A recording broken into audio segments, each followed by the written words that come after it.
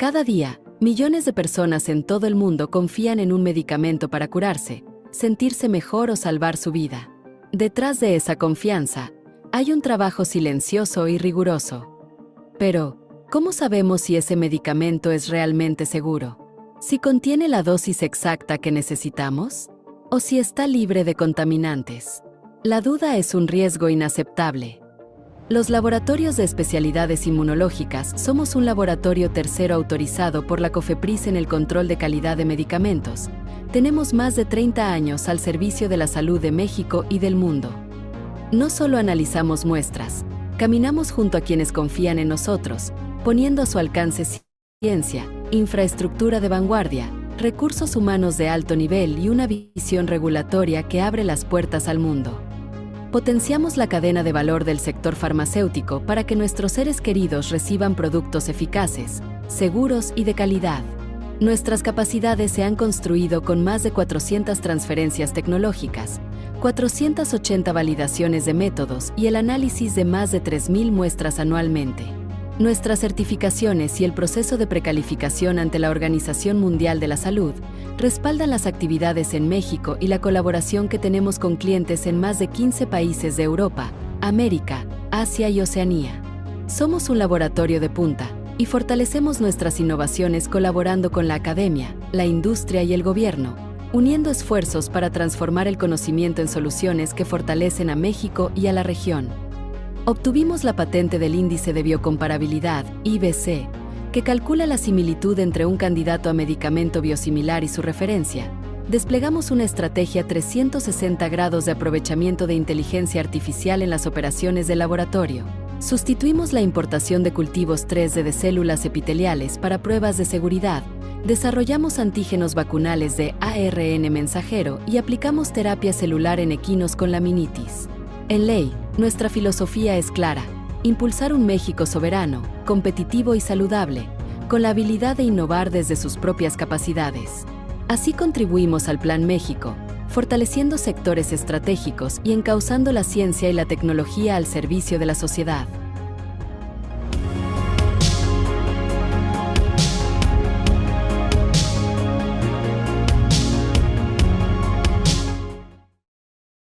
Hola, ¿qué tal? Muy buenos días a todos. Sean bienvenidos a este espacio que los laboratorios Ley hemos preparado para aportar un poco de gran conocimiento de nuestros expertos Ley. Mi nombre es Carla Blanco y tengo el honor de presentar a mi compañero, el maestro en ciencias, Eric Bautista González, quien es egresado de la maestría en ciencias bioquímicas por la UNAM. Estudió la licenciatura en nanotecnología en el Centro de Nanociencias y Nanotecnología de la misma universidad. Es coautor de un artículo de investigación científica y cuenta con una experiencia en el manejo de diversas líneas celulares, en la ejecución de bioensayos y en el desarrollo de métodos analíticos. Dirigió el área de cultivo celular en los laboratorios Ley y actualmente colabora en el área de investigación y desarrollo en la generación de cultivos 3D de epidermis como modelos de sustitución animal. Pues sin más preámbulos, cedo la palabra a mi compañero, el maestro Eric Bautista. Muchísimas gracias. Hola, buenos días a todos. Sean bienvenidos a este espacio que los laboratorios Ley organizaron. Vamos a hablar acerca de la evaluación toxicológica. El título es Ciencia, Precisión y Protección en Insumos para la Salud. Eh, Muchas gracias por el interés que han mostrado para esta ponencia y este va a ser el contenido que vamos a seguir, una introducción en la cual hablaremos brevemente acerca de la evolución de la evaluación toxicológica en la industria para la salud. Hablaremos de consideraciones regulatorias y normativas actuales, como pueden ser las normas ISO, las guías ICH o las guías de la OCDE.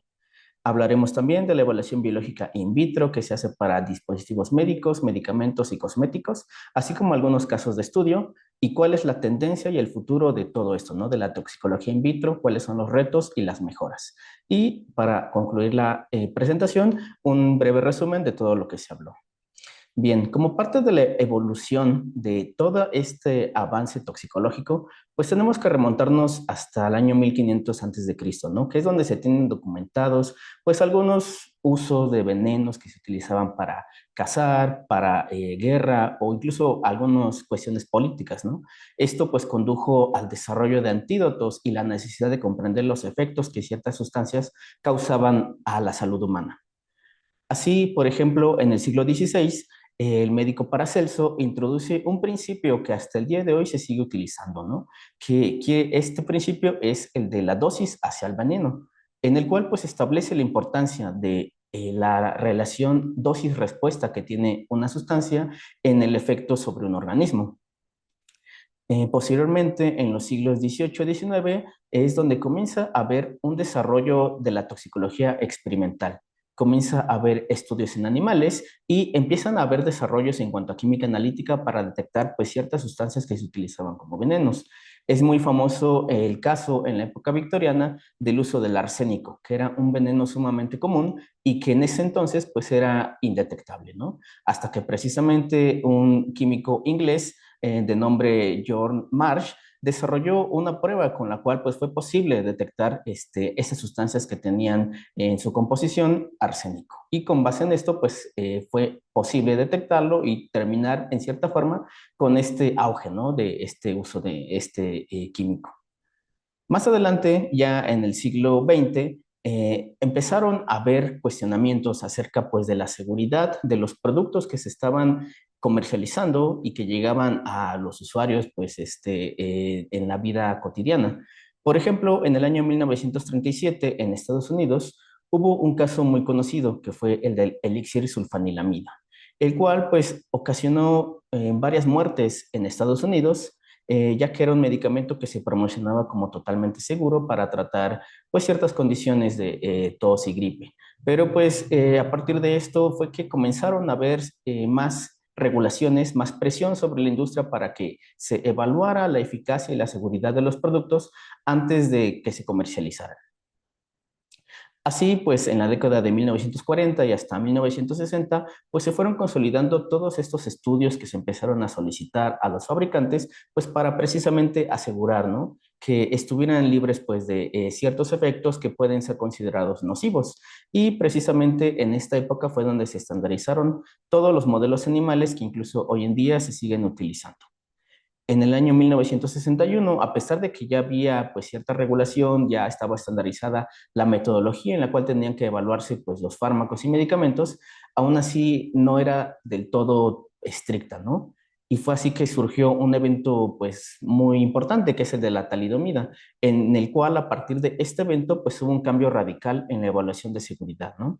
En este caso, este fármaco que se promocionaba para el tratamiento pues de los malestares de las mujeres embarazadas, que sufrían por las mañanas, pues empezaron a detectar casos y efectos muy adversos, como malformaciones congénitas. Esto quiere decir pues que estaban afectando el desarrollo pues de los fetos en las mujeres. Entonces, a partir de aquí pues fue que toda esta regulación se volvió mucho más estricta de lo que ya era. Y así, conforme fue este avance, se fueron dando los lineamientos, como son las buenas prácticas de laboratorio en los años 70, precisamente para estandarizar los métodos, para establecer los lineamientos y criterios de calidad que deben de cumplir los productos. Y también, como parte integral y a la par de todo esto, pues fueron dándose los desarrollos en cuanto a la toxicología, ¿no? Por ejemplo, en la década de los 80 comenzaron a utilizarse metodologías de biología molecular y celular, pues para identificar ciertos marcadores o ciertas moléculas que pues estaban implicadas en estos procesos adversos. Y también para comprender cómo es que estas moléculas pues afectan o producen este efecto adverso en los organismos. Y posteriormente, en la década de los 2000 y en adelante, pues se empezó a dar un enfoque más a las tres R's, que si bien esta tendencia de las tres R's fueron lineamientos que se dieron desde la década de 1950 por Russell y Borch, en realidad fue a partir de la entrada del siglo XXI, pues que comenzó a dársele más importancia. ¿Y esto por qué? Porque, bueno, para definirlo, las tres R's que se refieren a las reglas, por decirlo así, de la experimentación animal, que significan reducir la cantidad de animales que se utilizan, refinar cada uno de los experimentos y modelos para utilizar, digamos, y obtener la mayor cantidad de información de cada experimento, y reemplazar, ya sea mediante una sustitución total o parcial de estos métodos pues en animales, pues esto, ¿no? Reemplazarlo por otras alternativas. Y justo lo que comentaba, a partir de la entrada del siglo XXI, pues más que hablar de reducir o de refinar los modelos ya existentes, pues lo que se empezó a buscar fue reemplazarlos. reemplazarlos, pues, por ejemplo, con los modelos que vamos a estar revisando en esta presentación, pues para lograr obtener información que sea más relevante para el ser humano, ¿no? Así, por ejemplo, en el caso de las pruebas cosméticas, ya hay una gran cantidad de países a nivel mundial, pues que tienen prohibido, ¿no? Utilizar animales para la evaluación de las pruebas de seguridad que los productos tienen que cumplir. Y, por ejemplo, en el caso de fármacos y dispositivos médicos, pues los modelos animales siguen siendo una herramienta muy útil, ¿no? Muy valiosa. Pero, pues como vamos a ver, es una tendencia que, pues, digamos, va a la baja. Así, por ejemplo, entrando ya a las consideraciones regulatorias y normativas que actualmente están vigentes, pues tenemos que irnos a las normas o guías ISO, a las ICH y a las pruebas y métodos que desarrolla la OCDE. ¿Esto para qué? Con el fin de generar información de seguridad, el cual pues es un requisito básico para poder registrar y comercializar ya sea un nuevo fármaco, un cosmético o un producto químico. Esto se evalúa por las distintas agencias regulatorias para determinar precisamente el potencial riesgo a la salud que puede tener cierto producto. Y todas estas pruebas pues varían, ¿no? De acuerdo al sector, de acuerdo al tipo de producto e incluso al país, ¿no? Y todo esto se hace mediante distintas herramientas, como pueden ser los modelos computacionales, los modelos in vivo, que son, digamos, los tradicionales, y también los modelos in vitro u órganos. Así, por ejemplo, aquí lo que vemos es, digamos, este marco regulatorio que tienen principalmente pues, los dispositivos médicos, el cual pues básicamente se basa en la serie ISO 10993, el cual pues tiene como objetivo evaluar la biocompatibilidad y la seguridad biológica de todos estos productos. En el caso de medicamentos, el marco regulatorio principal es la ICH, que es la International Council for Harmonization, el cual pues precisamente busca eso, armonizar los requisitos de seguridad, de calidad y eficacia para los medicamentos. En el caso de cosméticos, la herramienta principal pues son las guías técnicas que emite la OCDE precisamente para validar métodos alternativos y los ensayos toxicológicos que requieran todo ese tipo de productos. Y bueno, en el caso de, pues, de todos los sectores, que aplica para todo, pues serían las agencias regulatorias de salud en cada país, como la FDA en Estados Unidos, la COFEPRIS aquí en México, INVIMA en Colombia, EMA en Europa, que pues que tienen este fin, ¿no? De supervisar y aceptar métodos y comprobar, ¿no? Que lo que se está llegando a los usuarios finales, pues sea seguro para su uso.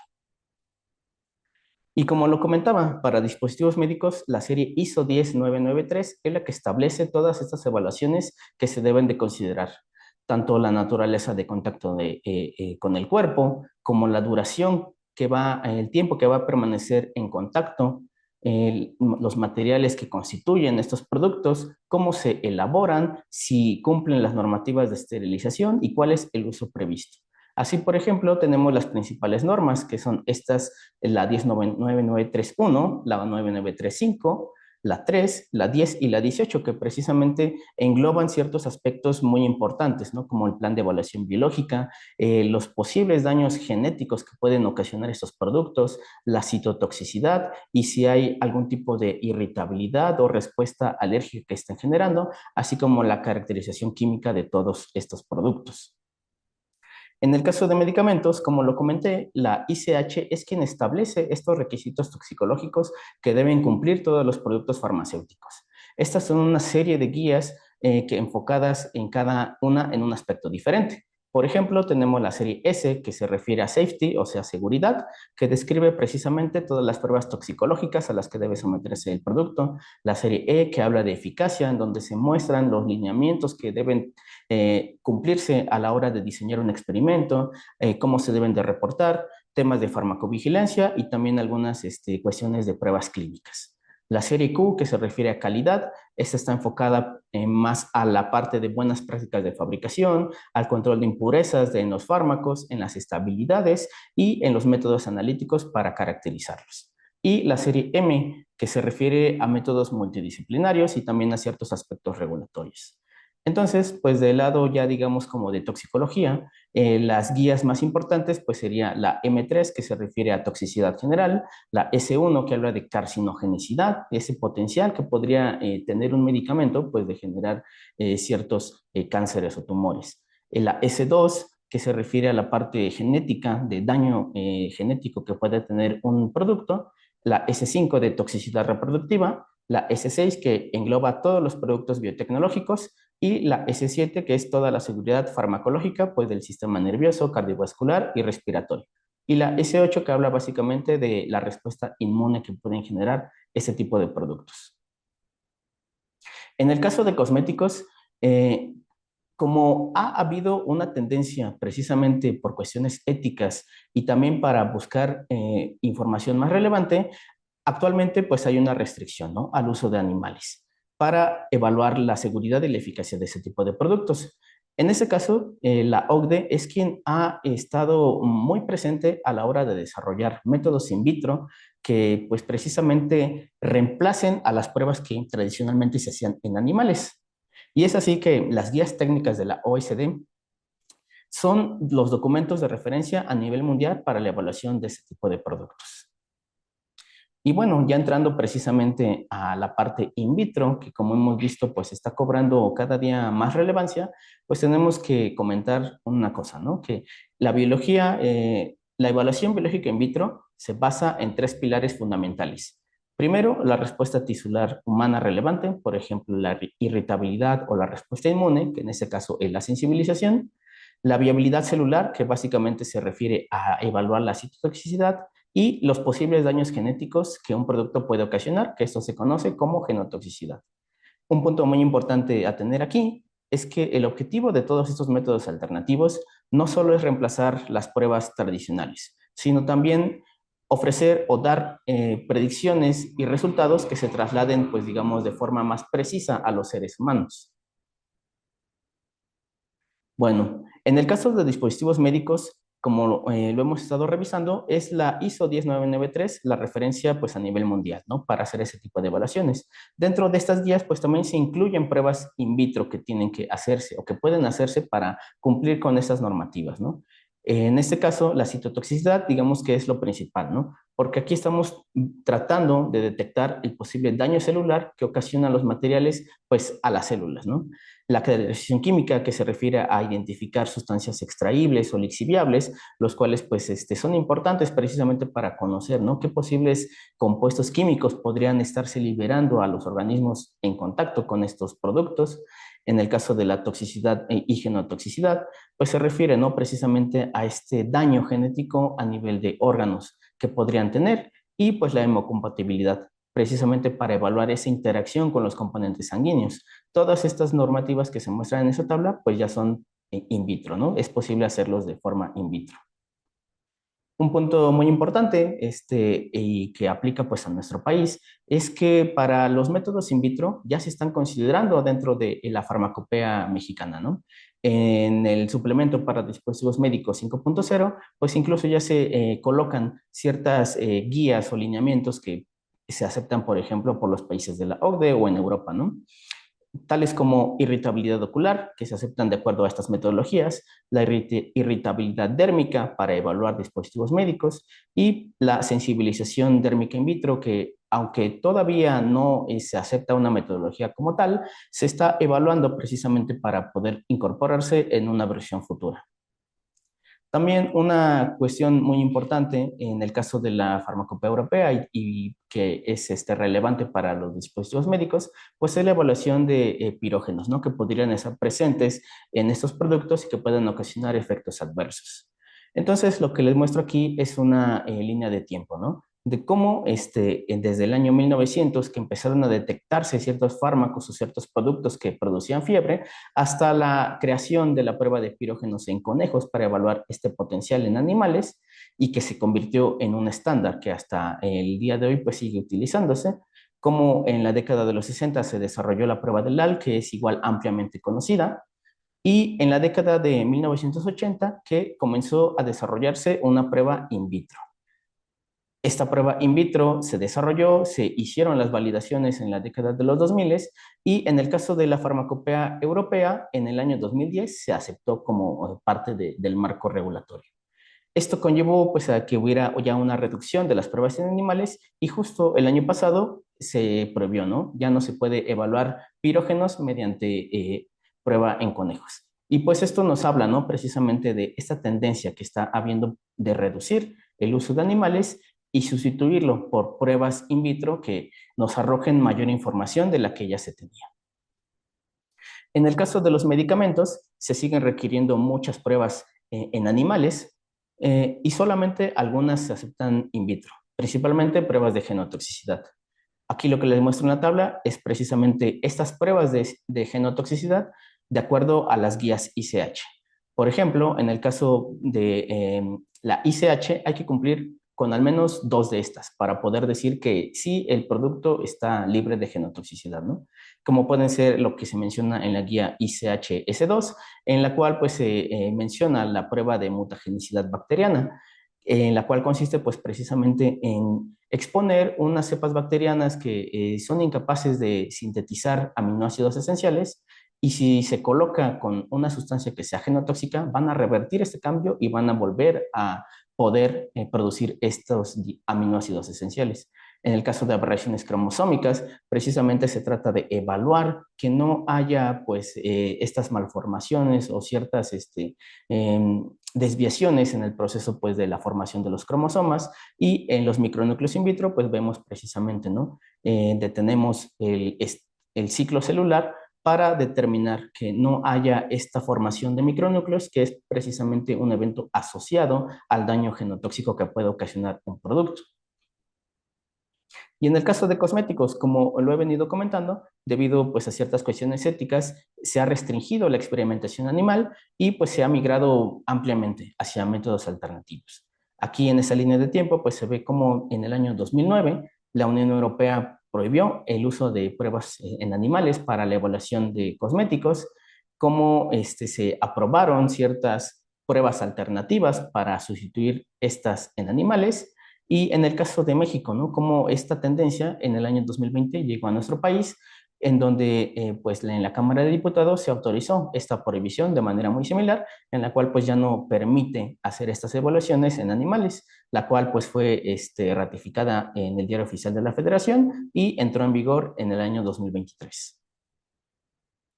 Así, pues para todas estas pruebas que en cosméticos que ya no pueden hacerse en animales, tuvo que generarse una gran batería de pruebas pues para poder cumplir, ¿no? Con los lineamientos de verificar que estos productos sean seguros, tales como pues la irritabilidad ocular, para la cual existe una gran cantidad de metodologías que pueden aceptarse por las entidades regulatorias, como pueden ser la de opacidad de córnea bovina o de ojo aislado de pollo, que siguen usando órganos de animales, pero al tratarse de órganos que estos animales eran destinados para un fin, pues digamos, alimentario, pues se considera como un método in vitro. Pueden utilizarse modelos que sean células como tal, como puede ser el de filtración de fluoresceína o la exposición breve de células CIRC, en el cual pues sí se utilizan líneas celulares ya establecidas para hacer estas evaluaciones. O incluso pueden utilizarse modelos mucho más complejos, como pueden ser los tejidos reconstituidos, que en este caso tratan de replicar la estructura de la córnea humana. Todo esto precisamente pues para poder cumplir con esta evaluación, ¿no? Que es la irritabilidad ocular.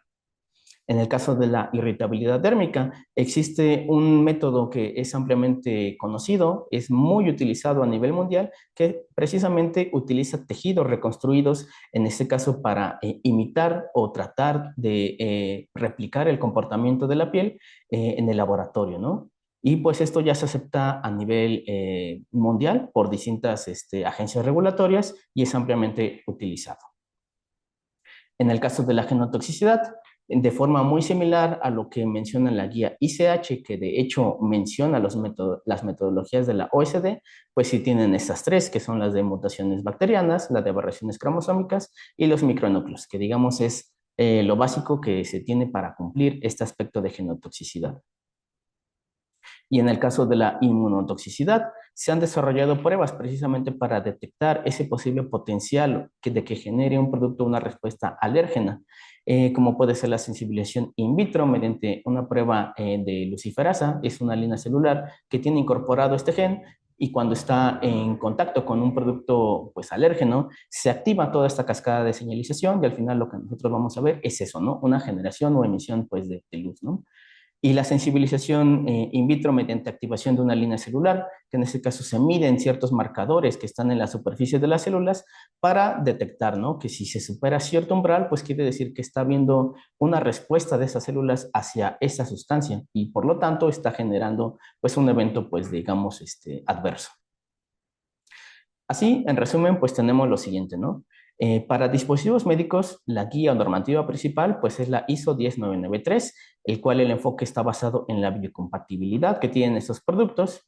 En cuanto a técnicas o uso de técnicas in vitro, pues es bastante amplio y por lo tanto hay una reducción progresiva del uso de animales.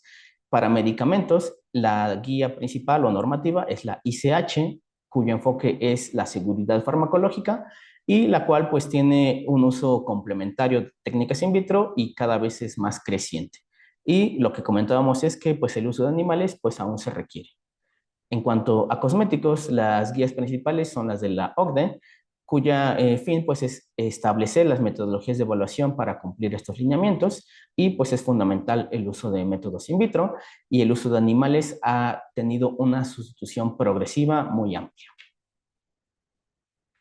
Así como lo comentaba, hay distintas agencias o entidades que se encargan precisamente como de desarrollar estos métodos in vitro y pues de promover que sean aceptados a nivel regulatorio pues en distintas partes del mundo, ¿no? Entidades como la FDA, la ISO o la ECBAM, que son precisamente organizaciones dedicadas a establecer, crear y validar estos modelos alternativos y pues como hemos visto, es un proceso que ha llevado bastante tiempo, es un poco lento, pero pues se avanza constantemente. Entonces, pues precisamente regresando a esta línea de tiempo de la prueba de pirógenos, vemos cómo en el año 1989 fue que se desarrolló esta metodología, pero en realidad hasta el año 2010 fue cuando se empezó a aceptar a nivel regulatorio, ¿no? Dentro de una farmacopea. Entonces, pues digamos que el proceso sí ha sido lento, pero pues se avanza, ¿no? Cada día de forma constante para lograr este reemplazo o sustitución de las pruebas tradicionales.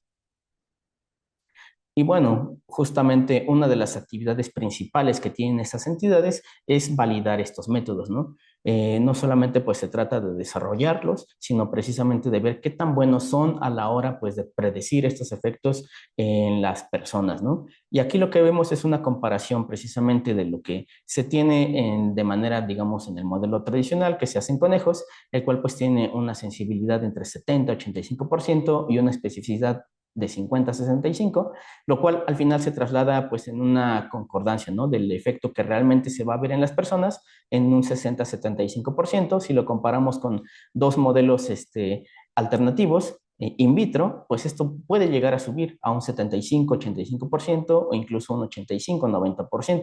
Obviamente, pues cada uno de estos métodos pues tiene fortalezas y limitaciones.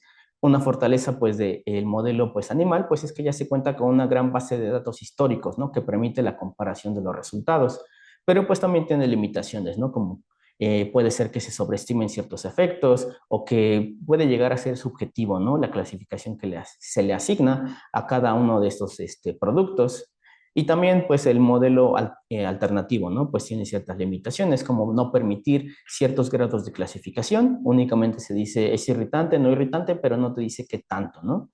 O también, ¿no? Que no, en los casos en donde sí se permita como establecer una clasificación, digamos, escalonada, pero pues sí hay ciertas clasificaciones que no son capaces de detectarse por separado, ¿no? Como por ejemplo en el caso de la corrosión, que no se distingue entre un corrosivo leve y uno moderado, sino que se asigna en una misma categoría. Y de forma similar, para la irritabilidad ocular, tenemos que este modelo tradicional en conejos, pues te da una concordancia, ¿no? De lo que se ve en los animales a lo que se traslada en personas de un 68 a 73%. Si lo comparamos con los métodos in vitro, pues esto puede llegar a subir, ¿no? A un 75-85%. Esto, pues nuevamente, pues tiene fortalezas y limitaciones, pero precisamente hay estrategias que se pueden seguir precisamente para mejorar todos estos aspectos. Y bueno, entrando a la parte de los casos de estudio, pues vamos a ver de manera breve para medicamentos, para dispositivos médicos y para cosméticos. Por ejemplo, en el caso de los dispositivos médicos, pueden darse muchas situaciones, ¿no? Debido pues a la gran variedad de presentaciones y formas que tienen estos productos. algo que suele pasar muy comúnmente es lo siguiente, ¿no? Un dispositivo implantable que muestra pues alta citotoxicidad in vitro, ¿no?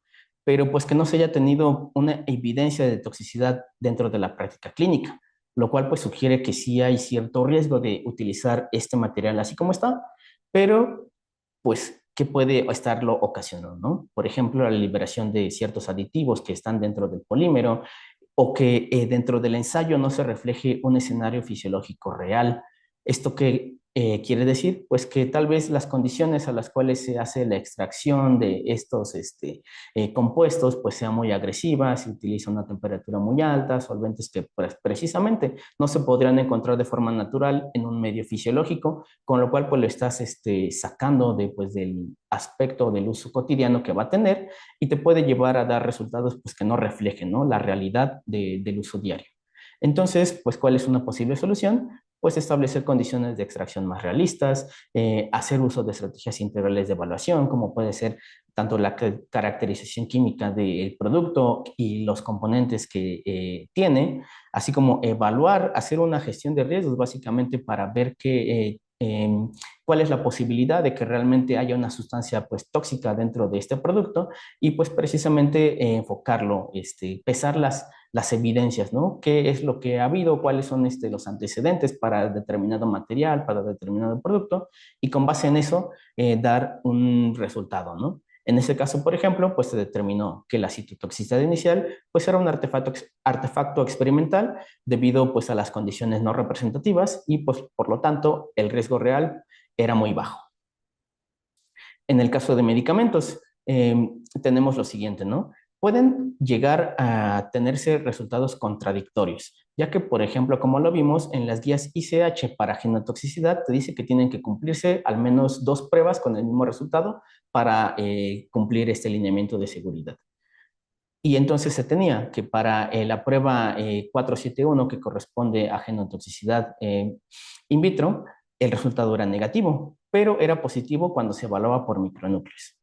Y esto precisamente pues, nos lleva a una interpretación ambigua, porque necesitábamos dos pruebas con el mismo resultado para poder darlo por válido. Entonces, ¿cuál era el reto? Determinar pues, si el efecto que estábamos viendo era debido a una genotoxicidad verdadera o un efecto secundario que era provocado por la citotoxicidad. ¿Cuál fue la solución que se planteó? Refinar el estudio. Tener controles más establecidos precisamente para ver cómo era el efecto de la citotoxicidad y evaluar, ¿no?, las especies reactivas de oxígeno que están precisamente muy involucradas en el estrés oxidativo de las células. Y bueno, lo que se concluyó al final, pues es precisamente que el efecto que se estaba viendo de toxicidad era algo secundario, ¿no? Que se daba únicamente a altas concentraciones. Esto pues quiere decir que pues no era una genotoxicidad dada por el producto, sino más bien pues de la concentración. Lo cual pues llevó, ¿no?, a que se ajustaran las condiciones o las concentraciones a las cuales se estaba utilizando este producto. Y en el caso de cosméticos, como estos productos suelen ser de una gran variedad, hay muchos que hacen uso de lípidos o de aceites precisamente en su formulación. Esto puede llegar a dar resultados, pues digamos, no esperados, ¿no? Como por ejemplo, en una formulación que lleve aceites esenciales, el cual pues encontró un resultado irritante, ¿no? Pero pues la evidencia histórica indicaba que la irritación pues era muy baja o no existente. ¿Qué fue lo que pues encontró? Pues que estos componentes de este producto estaban interfiriendo en la evaluación del ensayo, ya que, por ejemplo, para la prueba in vitro de irritabilidad se hace uso de un componente llamado MTT, el cual pues básicamente se metaboliza dentro de las células. Pero si nuestro producto estaba creando precisamente una capa protectora por estos aceites esenciales, pues impedía precisamente que estuviera en contacto con las células y no llegara, ¿no?, a todo las células en el tejido y precisamente interfería, ¿no?, con la evaluación. Entonces, ¿cuál es una posible solución? Pues implementar controles adicionales, hacer uso de métodos complementarios, como pueden ser otros que si bien no están enfocados en la parte de irritabilidad dérmica, como el caso de la irritabilidad ocular, pues sí te da cierta información, ¿no?, de cómo puede ser el comportamiento cuando está en contacto con las células directamente. o también medir de forma pues indirecta ciertos marcadores que están asociados a estos procesos, ¿no? Como pueden ser las interleucinas. ¿Y cuál fue la conclusión de todo esto? Pues que se requiere un enfoque integral, ¿no? Hacer una evaluación mediante distintas metodologías que nos permitan tener un panorama pues más completo de cómo es el comportamiento de estos productos. Así que pues se determinó que el resultado inicial pues era un falso positivo. Y bueno, con todo esto que hemos visto que está en auge la toxicología in vitro, pues sí ha habido ciertos cambios, ciertas tendencias que se están siguiendo pues desde la entrada básicamente del siglo XXI.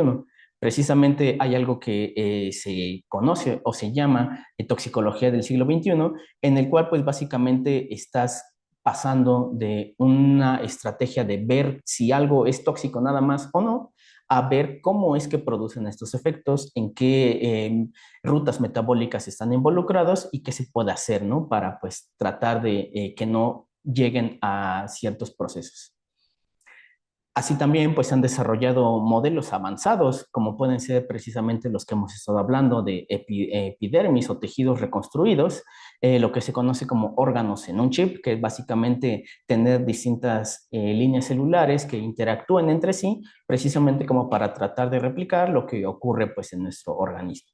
También pues el auge de los modelos computacionales y de evaluaciones basadas en vías de toxicidad, que se conocen como AOPs. Y bueno, algo que es igual muy reciente es la nueva evaluación, ¿no? Mediante el uso de inteligencias artificiales, de machine learning para predecir la toxicidad, para trabajar con una gran cantidad de datos que de otra forma pues sería muy tardado, ¿no? Todo esto pues conlleva a que precisamente haya una menor dependencia de los estudios en animales y mayor dependencia pues de la evidencia y de las nuevas herramientas que pues se están generando día con día. Y bueno, aquí lo que les muestro es básicamente, ¿no? Cómo ha ido progresando toda esta parte, digamos, analítica, desde los ensayos in vitro clásicos, en donde únicamente medías un parámetro, como puede ser la viabilidad celular, si las células están muriendo si están, o están vivas después de exponerlas a ciertas sustancias. Después, en donde empezamos a cuantificar cómo era la expresión de ciertas moléculas en estas células, en estos sistemas. Así también pues el uso de células madre, que pues se ha visto que son pues mucho más sensibles, ¿no? Para detectar ese tipo de sustancias o efectos adversos, el uso de modelos más avanzados y pues actualmente, ¿no? Esto que está en auge de la inteligencia artificial, en la cual pues se han desarrollado en distintas metodologías como pueden ser las cuantificaciones de estructura-respuesta, los modelos fisiológicamente basados, que básicamente es de replicar un organismo entero mediante una serie de ecuaciones matemáticas y pues todo esto con ayuda pues de la inteligencia artificial se ha facilitado muchísimo, ¿no? Ya que de otra forma pues serían pues proyectos o cuestiones muy muy largas para concluir. Así que con todo esto, pues se tienen ciertas ventajas del uso de los modelos in vitro, aspectos éticos que pueden ser como la reducción del uso de pruebas en animales o que haya una mayor seguridad y relevancia para las personas, precisamente pues conocer cuáles son los mecanismos por los cuales se produce el efecto y no únicamente quedarnos como pues si sí lo hace o no. También, pues, al ser modelos pues, in vitro, hay una mayor reproducibilidad de los resultados y un mayor control experimental, porque hay una menor variación entre organismos y pues también pueden adaptarse, ¿no? A las distintas estrategias integrales para evaluar y dar un resultado, pues digamos, más robusto. Y también pues ya hay ciertos retos que todavía la toxicología in vitro pues está enfrentando, como puede ser la falta de complejidad biológica, porque pues hay muchos modelos que pues son en cierta forma simplificados porque solo haces uso de una línea celular, o como lo comentamos, hay sustancias que pueden provocar interferencia con el método de evaluación, lo cual pues conlleva a hacer más pruebas o establecer controles adicionales para tener un resultado robusto. Y pues también, ¿no? La integración pues de datos que pues todos estos resultados que se emiten pues se van sumando a las bases de datos históricas, ¿no? De todos estos compuestos. Entonces pues sí hay un punto en el cual pues es imposible de trabajar con tantos datos, pero precisamente con las herramientas computacionales pues están facilitando. También pues la estandarización, ¿no? Está la necesidad de crear protocolos cada vez más robustos que cumplan los lineamientos y criterios que pues todas las agencias regulatorias requieren y precisamente lo que mencionábamos, que pues el avance en cuanto a la regulación regulatoria, a la validación regulatoria es lenta. ¿Por qué? Porque pues no todos los métodos nuevos se aceptan globalmente y pues es necesario precisamente armonizar y promover la inclusión de estos métodos pues en las normas pertinentes. Y bueno, una parte precisamente para tratar de sobrellevar estos retos pues son las estrategias de evaluación. Por ejemplo, pues se sigue, ¿no? Lo que comentábamos anteriormente, pues seguir ciertas metodologías complementarias para poder dar un resultado robusto. Una de las estrategias más comunes o más utilizadas, pues son las top-down y bottom-up, en la cual pues básicamente comienzas ya sea con una prueba específicamente diseñada para detectar algo, como puede ser que sea irritante o no irritante, y con base en eso, ¿no? Te vas yendo, si cumple esta prueba, tal vez no sea necesario hacer una segunda prueba, pero o se tiene un resultado pues no satisfactorio, se procede a hacer una prueba B y con base en eso ir determinando cuál es el posible riesgo de que genere un efecto adverso. De esta forma, pues podemos ser capaces incluso de reemplazar por completo ciertas pruebas in vivo. Así lo vemos de forma más visual, como por ejemplo comenzaríamos con un cultivo celular en 2 dimensiones, que son digamos los cultivos celulares clásicos, como podrían utilizarse ojos de animales para consumo humano para hacer ese tipo de evaluaciones, o incluso utilizar un modelo mucho más complejo, como pueden ser los tejidos reconstruidos mediante bioingeniería, ¿no?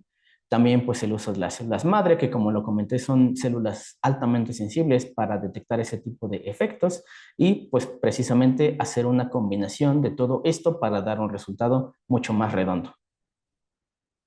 También algo muy importante, pues es lo que dentro de la toxicología del siglo XXI se consideran como vías de resultados adversos, en donde precisamente, pues ya no únicamente nos quedamos con ver si sí se produce un efecto adverso o no, sino que realmente se trata de comprender cuáles son los eventos clave que están detrás de todo este proceso.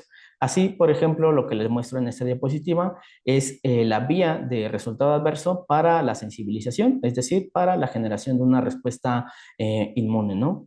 Que puede ser dada por un producto. Que va pues desde en cuanto la sustancia entra en contacto con las proteínas de la piel, ya se tienen pues definidas ciertas metodologías para detectar estos efectos, como pues después hay una respuesta de las células en la piel que a su vez van a activar otras células y asimismo pues van a llevar a que haya una activación del sistema inmune para que al final pues se dé un efecto adverso. Entonces, con base en esto, digamos que lo que se busca es tener una visión muy detallada de todos los eventos y todos los mecanismos involucrados en ese tipo de efectos, ¿no? Y al final, pues todo se trata de integrar en una estrategia, ¿no? Pues para tener una visión completa de todo este panorama, desde los ensayos que se hacen in vitro en el laboratorio hasta los análisis de datos mediante el uso de modelos computacionales, pues nos lleva, ¿no? Precisamente a integrar toda esta información y poder dar resultados robustos, tener una información cada vez más amplia acerca de estos posibles efectos que puedan estarse generando. Así que bueno, como hemos visto, la evaluación toxicológica es esencial para la seguridad tanto de pacientes y consumidores, ya que permite identificar pues, ciertos riesgos potenciales que pueden tener estos productos. Un punto muy importante pues, es que la toxicología moderna tiene un enfoque integral mediante la combinación de métodos físico-químicos, in vitro, in silico y la evaluación o gestión de riesgos que permite pues, generar la evidencia cada vez más robusta para una toma de decisiones a nivel regulatorio pues satisfactoria. Y pues se está dando una transición cada vez más hacia métodos que sean más relevantes para las personas mediante el uso de modelos in vitro, que en conjunto ahora con las herramientas computacionales, pues nos ofrecen una mayor relevancia biológica, ¿no? Para las personas y a la vez pues que se reduce el uso de estudios en animales. Aún así, existen limitaciones relacionadas pues con la complejidad biológica, ¿no? De estos modelos. Como lo comentábamos, hay ciertos modelos que pues se consideran que son simplificados y pues la regulación o la aceptación a nivel regulatorio, pues de estas nuevas tecnologías es un poco lento, ¿no? Pero como lo comentábamos, avanza constantemente. Y por último, y que esto pues es un punto pues muy importante porque está cada vez más en auge, pues es la integración tanto de la inteligencia artificial como de todos los datos ómicos como la genómica, la proteómica o la metabolómica que nos ofrecen pues mayor información de todo estos eventos, ¿no? Los modelos humanos que cada vez son más avanzados y ciertas estrategias que nos permiten hacer evaluaciones más precisas, eficientes y éticas, ¿no? Todo esto pues para asegurar, ¿no? Que el producto que llegue al final al usuario pues sea seguro. Entonces, con esto termino esta presentación. Muchas gracias por su atención. Muchísimas gracias, maestro Eric. De verdad es un tema interesante. Creo que abarcamos más industrias, no nos cerramos tan solo a la farmacéutica. La presentación se me hizo muy interesante. Podríamos sacar más provecho. Agradecemos su participación. Y pues también de igual manera dejamos nuestra información de contacto y pues les también de igual manera en la parte de nuestras redes sociales les puedes estar siguiendo en la parte de Facebook y LinkedIn.